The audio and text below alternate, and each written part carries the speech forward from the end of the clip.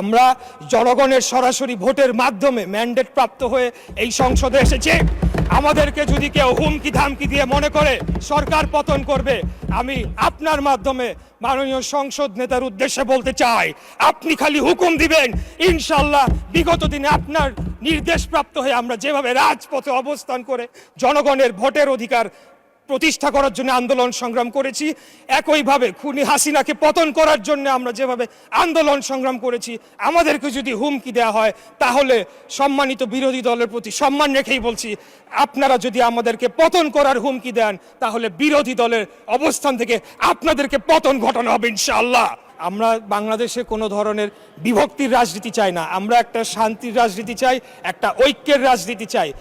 মাননীয় স্পিকার, গত কয়েকদিন যাবৎ এই সংসদে দাঁড়িয়ে অনেক নেতৃবৃন্দের বক্তব্য, অনেক সদস্যদের বক্তব্য শুনেছি। তাই ক্ষণে ক্ষণে প্রতিটি মুহূর্তে প্রত্যেকটি বক্তার পরেই আমার বক্তব্য অনেকখানি পরিবর্তন করতে হচ্ছে। যেভাবে আমি ভেবেছিলাম যে আমার জীবনের প্রথম বক্তব্য রাখবো, সেখান থেকে অনেকটাই এখন সরে আসতে হচ্ছে আর কি। মাননীয় স্পিকার, আমি মুক্তিযুদ্ধ বিষয়ক মন্ত্রণালয়ের দায়িত্ব পেয়েছি। সেজন্যে আমি আমাদের নেতা মাননীয় সংসদ নেতা মাননীয় প্রধানমন্ত্রী জনাব তারেক রহমানের প্রতি কৃতজ্ঞতা জানাচ্ছি। উনি আমাকে সুযোগ দিয়েছেন, উনি আমাকে মনোনয়ন দিয়েছেন এবং ঢাকা ৬ আসনের সর্বস্তরের ভোটাররা তাদের মূল্যবান ভোট দিয়ে আমাকে সংসদে পাঠিয়েছেন। মাননীয় স্পিকার,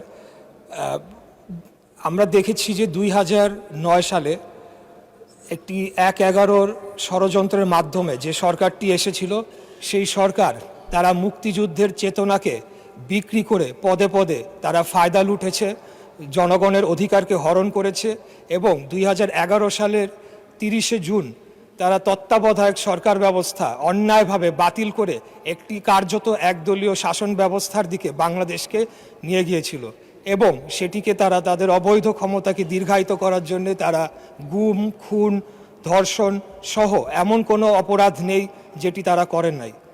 আমরা তখন থেকেই দেশনেত্রী মরহুমা বেগম খালেদা জিয়ার নেতৃত্বে গণতন্ত্র পুনরুদ্ধারের আন্দোলন আমরা তখন থেকেই করে আসছি এবং সর্বশেষ ২০২৪ সালে আমাদের নেতা আজকের মাননীয় প্রধানমন্ত্রী, ওনার নেতৃত্বেই আমরা আন্দোলন সংগ্রাম লড়াইয়ের মাধ্যমে বাংলাদেশে আবার গণতন্ত্র প্রতিষ্ঠার সুযোগ পেয়েছি। মাননীয় স্পিকার, আমি একটু বলতে চাই যে আমাদের সম্মানিত বিরোধী দলের সদস্যবৃন্দরা এখানে রয়েছেন, তাদের অনেকেই খুব সুন্দর বক্তব্য দিয়ে থাকেন, সেটাকে আমরা অ্যাপ্রিসিয়েট করি, কিন্তু তারা সংসদের বাইরে এবং কিছু কিছু ক্ষেত্রে সংসদের ভেতরেও যেভাবে বক্তব্য রাখছেন, তার মাধ্যমে যে বিষ বাষ্প ছড়ানো হচ্ছে, সেটির একটা প্রভাব কিন্তু আমরা বর্তমান যে শিক্ষা প্রতিষ্ঠান ক্যাম্পাস যে উত্তপ্ত হয়েছে, সেখানে আমরা তার প্রভাব একটা দেখতে পাচ্ছি। সেখানে বিভিন্ন জায়গায় তাদের ছাত্র সংগঠনের যারা রয়েছেন তাদের সাথে বিভিন্ন সংঘর্ষের ঘটনা ঘটছে, অনেকেই সেখানে আহত হয়েছেন এবং নানা ধরনের একটা অস্থিরতা বিরাজ করছে। আমি খুব কষ্ট পেয়েছি যে গত সপ্তাহে বৃহস্পতিবার দিন এখানে সুন্দর আলোচনা হলো, জ্বালানি বিষয়ক একটি সমস্যা নিয়ে একটি কমিটি গঠন করা হলো। আমাদের মাননীয় বিরোধী দলের নেতা তিনিও খুব সুন্দর বক্তব্য রাখলেন, কিন্তু পরের ২ দিনই আমরা দেখলাম যে এই ২ দিন সংসদ চলেনি, যে তাদের নেতৃবৃন্দ বিভিন্ন জায়গায় নানা ধরনের কথা বলেছে এবং এক প্রকার জনগণকে উস্কানি দিয়েছে। এমনও কথা বলা হয়েছে যে ১৭ দিনের মধ্যে নাকি বিএনপি নির্বাচিত সরকারকে তারা ক্ষমতা থেকে হটাবে। তা আমি আপনার মাধ্যমে এই সংসদ এবং জাতি যারা সকলেই লাইভ টেলিকাস্ট হচ্ছে, সকলেই দেখছে, আমি তাদের উদ্দেশ্যে বলতে চাই যে ২০০৮ সালের নির্বাচনের মাধ্যমে এই সরকার ক্ষমতায় আসে নাই, ১৪, ১৮, ২৪-এর মাধ্যমেও এই সরকার ক্ষমতায় আসে নাই। আমরা জনগণের সরাসরি ভোটের মাধ্যমে ম্যান্ডেট প্রাপ্ত হয়ে এই সংসদে এসেছি।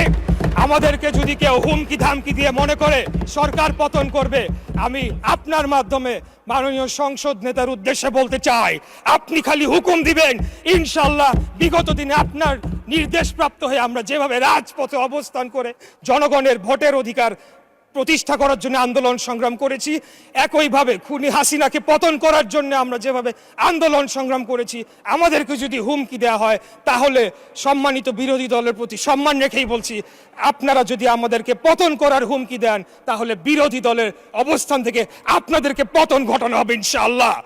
আমরা কোনো ধরনের অস্থিতিশীল করতে চাই না, আমরা বাংলাদেশে কোনো ধরনের বিভক্তির রাজনীতি চাই না, আমরা একটা শান্তির রাজনীতি চাই, একটা ঐক্যের রাজনীতি চাই।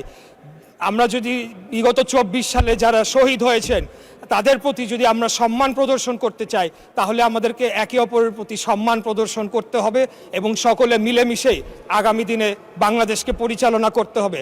আপনারা হয়তো ভুলে যাচ্ছে, আমাদের সম্মানিত বিরোধী দল হয়তো ভুলে যাচ্ছে এই যে সংঘাত, এই যে একটা অস্থিতিশীল পরিবেশ তারা তৈরি করার চেষ্টা করছে, তার মধ্যে লাভবান কারা হচ্ছে মাননীয় স্পিকার? তার মাধ্যমে লাভবান একমাত্র ফ্যাসিবাদের যারা দোসর, যারা পলাতক রয়েছে তারাই লাভবান হবে। আর তারা যদি আবার কোনোভাবে বাংলাদেশে ফেরত আসে তাহলে কি অবস্থা করবে যারা তাদের বিরুদ্ধে আন্দোলন করেছে, লড়াই করেছে, সেটা আমি আপনার মাধ্যমে আমি প্রশ্ন রাখতে চাই। তাই আমি আর যেহেতু সময় সংক্ষিপ্ত, সময় বাড়ানোর আবেদনও করব না। ইনশাল্লাহ 5 বছরের জন্য নির্বাচিত হয়েছি, আরও সুযোগ পাবে কথা বলার, ইনশাল্লাহ কথা বলে যাব। তাই আপনার মাধ্যমে আমি আবারও ঐক্যের আহ্বান জানাচ্ছি, শান্তির আহ্বান জানাচ্ছি এবং পরস্পরের প্রতি একটা শ্রদ্ধার মাধ্যমে আপনারা একটা সম্মান বজায় রাখবেন এবং একে অপরকে হেয় প্রতিপন্ন করার মাধ্যমে যে একটা অপসংস্কৃতি চালু হয়েছিল বিগত খুনি স্বৈরাচারী ফ্যাসিবাদী হাসিনার আমলে, সেখান থেকে যাতে আমরা বের হয়ে এসে আগামী দিনে একটা ঐক্যের রাজনীতি প্রতিষ্ঠা করতে পারি, সেই আহ্বান জানিয়ে আমার বক্তব্য এখানে শেষ করছি। খোদাফেজ। বাংলাদেশ জিন্দাবাদ, বাংলাদেশ জাতীয়তাবাদী দল জিন্দাবাদ। ধন্যবাদ মাননীয় স্পিকার।